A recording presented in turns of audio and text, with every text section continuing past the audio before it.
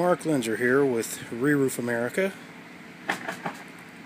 We're doing a job here in Edmond, Oklahoma, using Class 4 impact resistant shingles.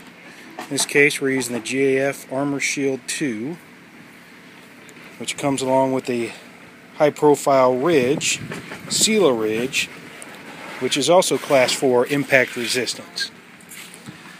The roof is about 3/4 of the way done here. You see the valley portion in here hasn't been done. It's lined with ice and water shield and the permafelt, Reroof America permafelt. Take a look at a couple views. This job is a high definition slate color. A little bit better view of it there. See at the top, we haven't quite done that part yet. Nice big view of the roofing line. You hear the roofers doing the work in the background. A little cleanup to do there. We'll end up replacing these gutters too, so the roof is not quite done.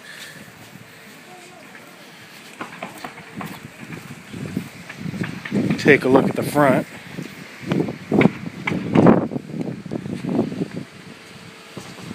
The roofer's getting some work done there.